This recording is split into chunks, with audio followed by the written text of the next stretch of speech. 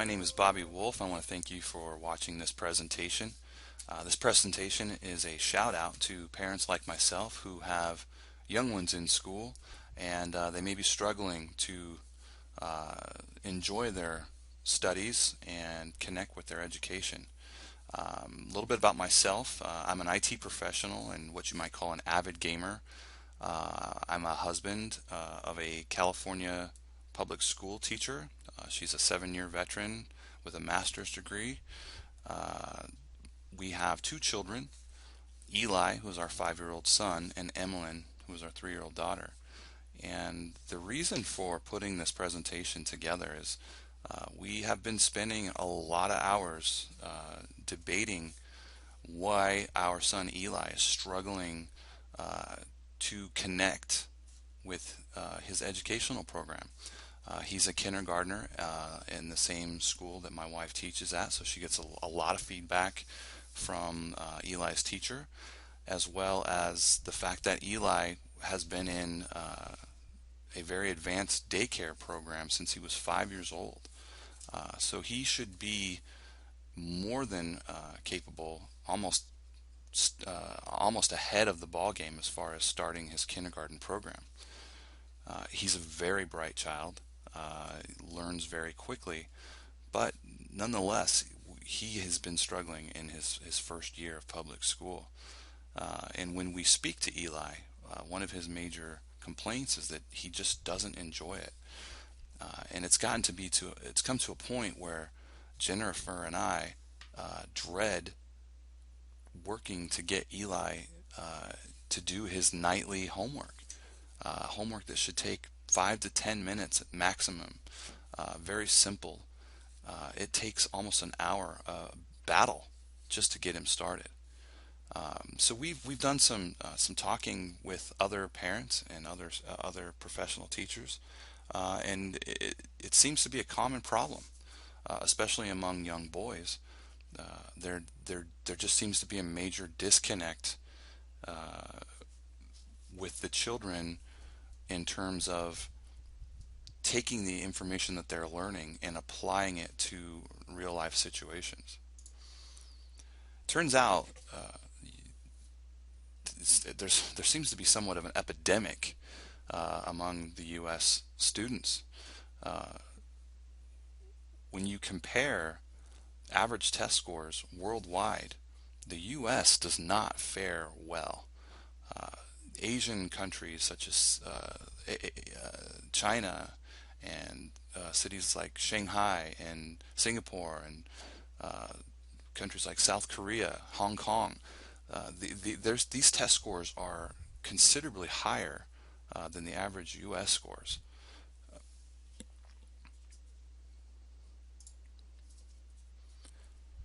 After looking into the research, uh, there's some things that really stand out to me. One of the things that really stands out to me is how much time an Asian student will have spent in the classroom from the kindergarten grade throughout the, let's say, high school graduation age of 18 years old. Uh, Asian cultures attend school for 9 hours per day. The average school day for an Asian child is from about 7 a.m. to 5 p.m. Now, granted, there's a 2 hour period for lunch break in between there. Uh, but compared to the American school day, which on average is from about 8 a.m. to 2 p.m., that's a considerably larger amount of time that the Asian student is in the classroom compared to the American student. On top of that, the Asian school year is a little longer than the American school year. There are about 220 normal school days in the Asian school year compared to the typical 180 to 188 days in the American school system. According to Time in School, How Does the U.S. Compare from 2011, U.S. Department of Education Secretary Arne Duncan stated at a recent congressional hearing, "Our students today are competing against children in India and China. Those students are going to school 25 to 30% longer than we are. Our students, I think, are at a competitive disadvantage. I think we are doing them a disservice." when you consider these test scores, the more important thing, in my opinion, is to consider the big picture. These Asian students, Indian students that are scoring so much higher on their test scores than the American students are going to be competing for a lot of the same jobs that our children are going to be competing for when they enter the job market. Whether it be the local job market where immigrant students are applying for jobs, or whether it be the global job market and our young children are going out and trying to get jobs in the global market, they're going to be in direct competition with these students that are scoring much higher than them. And to me, that's a problem. In a USA Today article from 2010, U.S. Education Secretary Arne Duncan is quoted as saying, "We live in a global, competitive, knowledge-based economy, and our children today are at a competitive disadvantage from children from other countries. That is absolutely unfair to our children, and that puts our country's long-term economic prosperity at risk." Paragraph 10.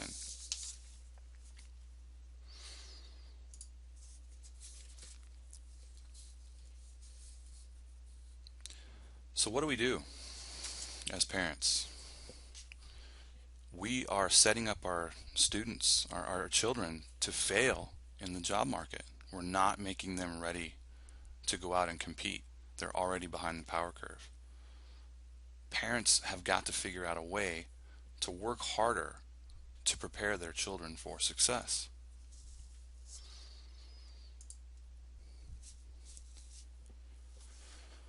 In speaking with my wife on the subject, we have determined in our own minds that we, as parents, have to do more at home.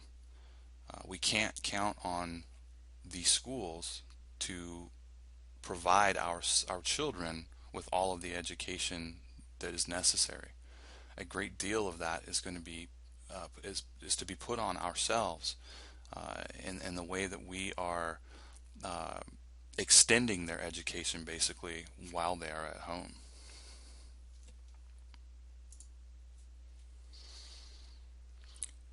So how do we get the time that we have with our kids to be spent doing something constructive that's teaching them to learn the things that they're supposed to be learning in school, or the things that they may be struggling to learn in school? Well, what about turning game time into homework time? Uh, on average, children spend about 13 and a half hours a week playing video games. That's a lot of time uh, to be spent, uh, that could be spent training our children how to be successful in the future. The video game industry is rapidly moving in a very positive direction. You see a lot of games now that are designed specifically to teach children basic mathematics skills, to teach them to learn to read and write, to recognize letters and sight words. These are direct components of the education system being purposely placed into a game atmosphere that will engage children and make learning fun. In my opinion, this also readies children to be able to use things like a mouse and a keyboard to actuate a video game environment, and teaches them to use a tool that is becoming more and more uh, the way of the future. The computer is going to be such uh, a tool for children that they are going to be ever present in their life with.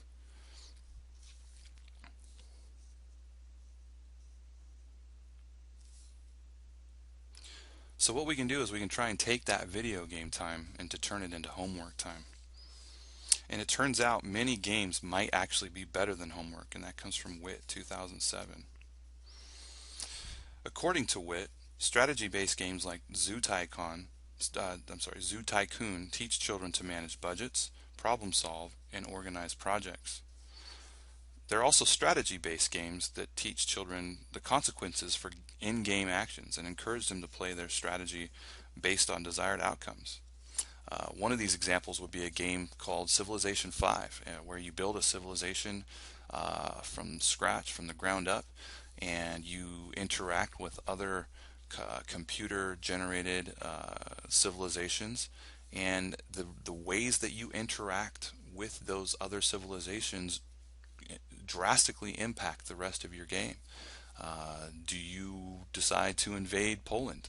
Well, you may anger the rest of Poland's neighbors and friends, and you may end up finding yourself with no one to trade with and everybody coming after you for war.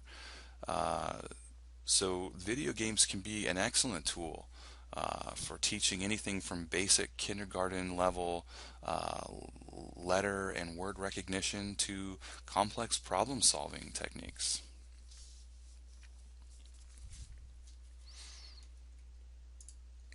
Now, parents, this is my call to action. I want you to imagine something. I want you to imagine your child comes home from school. They're going to go home and they can't wait to do their homework because guess what their homework is? Their homework is a video game that they've been thinking about all day. They're going to go home and learn their letters, or they're going to come home and build a city. So I challenge you, parents, connect with your children by allowing homework time to be game time. Uh, Make note of these URLs: www.starfall.com, www.nickjr.com, www.abcmouse.com, www.minecraft.net. And I want to challenge you. Get involved with these games with your children. Don't just let them sit down and play. Get on ahead of time. Make sure it's something that your kids, that you're going to be comfortable with them playing. Get an idea of what you think that they're going to learn. Then let them play for a few days, a few weeks, and then start to interact with them and talk about the game with them. Talk about what they're building in Minecraft. Talk about how their civilization is developing in Civilization 5, and document where they were prior to you implementing this plan, as far as their grades, as far as their teachers' comments on how they're acting and interacting in class. And then 5 weeks later, go back and redocument where they are now. What are there has there been a change? Has it been positive? Has it been negative? And I believe that if you take these steps to get involved with your children in their education at home, and you make it fun by allowing homework time to be game time, you'll see some very positive results. Thanks for listening.